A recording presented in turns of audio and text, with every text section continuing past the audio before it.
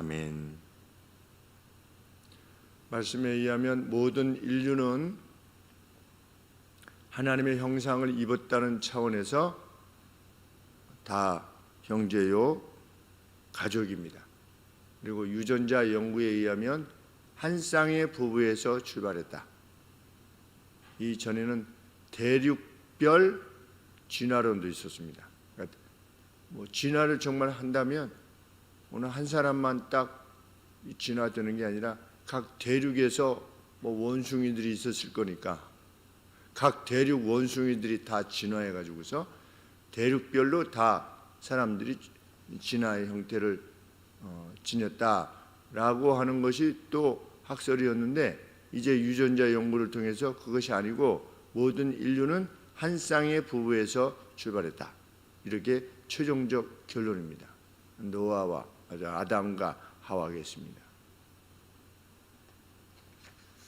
함께 존중받아야만 되는 형제요 동료다. 그렇기 때문에 그 누구를 압제하여서 그의 자유를 빼앗는 것, 그것은 하나님의 진노를 초래할 만큼 악한 죄다. 누구를 이렇게 압박하는 것, 누구를 멸시하는 것, 이것은 하나님 앞에 진노를 살 만한 악이다. 이렇게 규정하고 있는 겁니다. 아래에서 세 가지 압박이 나옵니다. 첫째는 이스라엘 가운데 살고 있었던 나그네들, 이스라엘 혈통을 지니지 않았던 나그네들, 외국인들이지요. 그다음에 과부, 그리고 고아.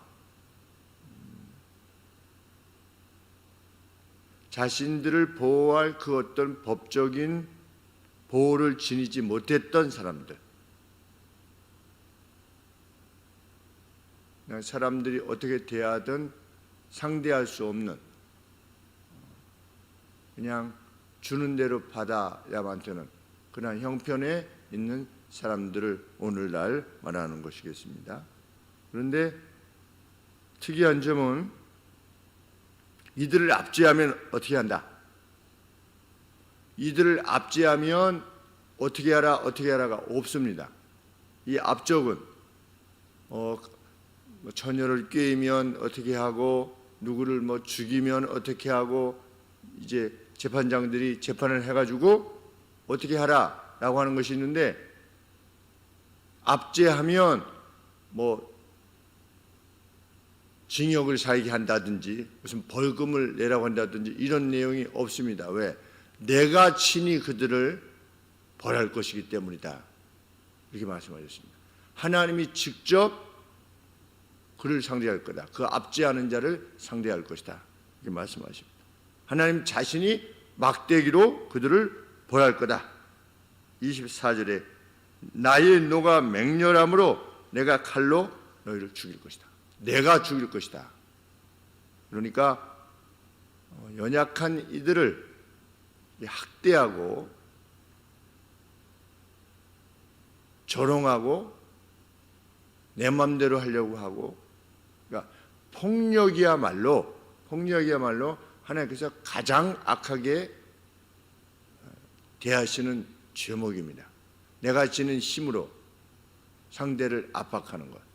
그것이 군사적인 압박일 뿐만 아니라 어떤 힘겨루기에서 이겼을 때 승자 독식의 세상을 만드는 것, 그것은 하나님께서 정말 악하게 여기시는 바다.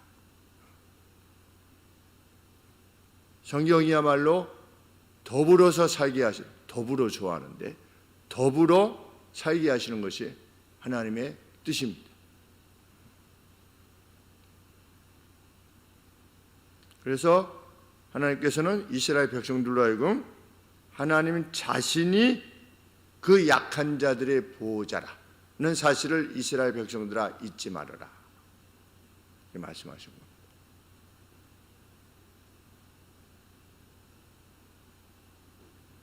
다윗이 밧세바를 범한 것이 그냥 단순히 간음에서 멈추는 것이 아니라 왕이 지닌 그 권세로 밧세바를 범한 겁니다. 사울이 지녔던 왕의 권세로 다윗을 죽이려고 한 것입니다. 힘을 구사해서 상대의 자유를 박탈시키는 것, 아주 악이다라고 말씀하시는 거예요. 심지어 사도 바울께서는 빌레몬에게 편지하면서 너의 종이었던 오네시모 나를 만나서 너의 돈을 재정적인 손해를 끼치고 도망했던 노예였던 오네시모 감옥에서 만나서 오네시모를 돌려보내노니 이제는 형제로 받으라 이렇게 말씀하시면서 내가 사도의 권위로서 너에게 명할 수 있지만 간절히 부탁한다.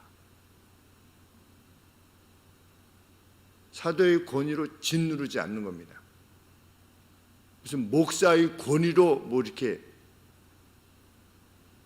압박을 하는 것 아닌 겁니다. 사도께서도 그렇게 하셨습니다. 우리가 살아가면서 그 어떤 힘으로 무엇을 누르고 힘이 없어 보이는 연약한 이들에 대해서 나의 언변이 어떠한가, 나의 결정이 어떠한가를 늘 생각해 보아야 할 것입니다.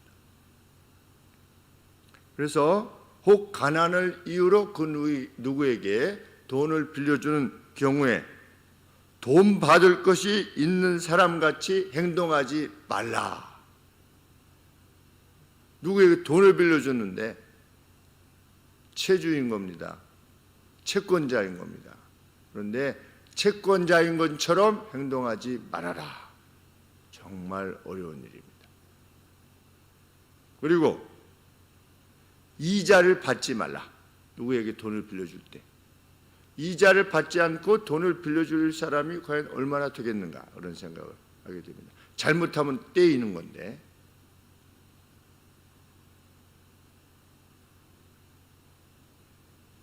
혹 그 사람이 돈을 갚지 못해서 그 보증물로 겉옷을 대신 맡겨두었을 때 저녁이 되면 돌려주라. 사막기후이기 때문에 저녁엔 추운데 받았다가도 이거 돌려주면 보장할 수 있는 것이 없으니까 우리나라 금융이 무슨 아프리카보다도 못하다고 하지 않습니까? 우리나라 금융은 전당포래요. 그 수준이. 그래서 너 돈을 못 갚으면 너 담보 뭐가 있어? 그래서 담보 뭐 아파트가 있습니다. 뭐가 있습니다. 그러면 그거 담보로 맡기고 이제 돈 빌려가면 그 이자 따먹는. 지금도 마찬가지 아니겠습니까? 금리가 이렇게 확 올라가지고 저희 교회도 금리가 이렇게 올라가는데 예대 마진을 통해서 금융권은 뭐 50조를 벌었느니 뭐 이런 말을 해서 그런데 그게 다 누구 거냐? 어디서 나온 돈이냐? 50조나 되는 돈이 서민의 주머니에서 다 나오는 거예요. 그렇게 하지 말아라. 자본주의에서 어떻게 그렇게 안 하면 어떻게 합니까? 성경은 그런 식으로 은행을 행하지 말아라 라고 하는 것입니다. 오늘로 말한다면 그 관계자들이 거기 있다면 어떤 사람이 되라. 그 누구에게 돈을 빌려주는 목적이 상대로 하여금 어려움에서 벗어나게 하는 새로운 기회를 도모하게 하는 그것이 되도록 해라. 내가 돈을 빌려주는 것이 내 유익을 위해서 빌려주는 것이 아니라 내가 여기서 빌려줘서 상대가 일어날 수 있도록 그것이 목적이 되는 그러한 사람이 되라. 하나님의 거룩한 백성의 삶의 내용인 줄 압니다. 서방의 금융 기법은 저도 정확하게 모르지만 이렇게 들은 바에 의하면 어떤 프로젝트가 있으면 이것을 듣고 이거 괜찮겠구나. 이렇게 해서 하면 이 산업이 일어나겠구나. 기술이 이런 기술이 있구나. 라고 해서 어떤 신기술이나 어떤 계획들을 듣고 그 가능성을 보고 빌려주는 겁니다. 담보니 뭐니 이런 것이 아니라. 그래서 거기서 나오는 유익을 같이 이렇게 은행하고 취하게 되는, 그것이 진짜 금융이라고 그럽니다. 이자 받아 먹는 것이 금융이 아니고 돈을 잘 빌려줘서 상대로 하여금 일어나게 하는. 가끔 그렇게 그냥 일반 사회에서도 듣게 되는데, 손정희 씨가, 우리나라 손정희 씨가 무슨 스타트업에 200억을 투자했다, 300억을 투자했다. 그 사람, 그 투자 받는 사람들은 그 담보가 없는 겁니다.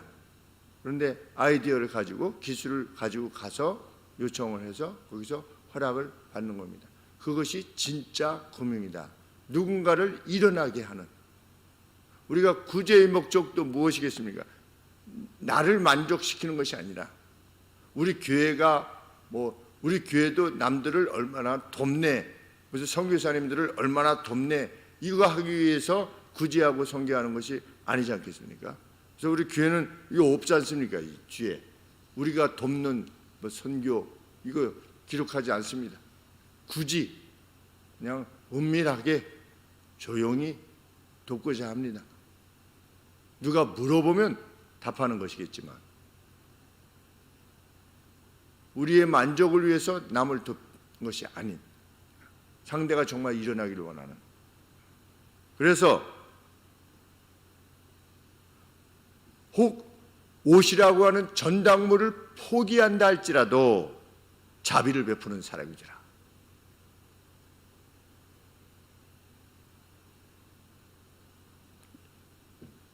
이 새벽에 나는 어떤 도움으로 다른 그 누구가 일어나는 것을 도와왔는가 묵상해보는 귀한 시간이 되기를 바랍니다. 누가 고아와 과부 그리고 객과 같은 이들이 나의 조그만 섬김과 돌봄과 애정으로 용기를 얻고 살아가고 있는가? 또는 과거에 그러한 날들이 내게는 어떤 것이었는가를 묵상하시게 되면 은혜가 있는 줄 압니다. 그리고 그럴 때 하나님이 기쁨을 주시겠으며 너희 기도를 들을 것이다.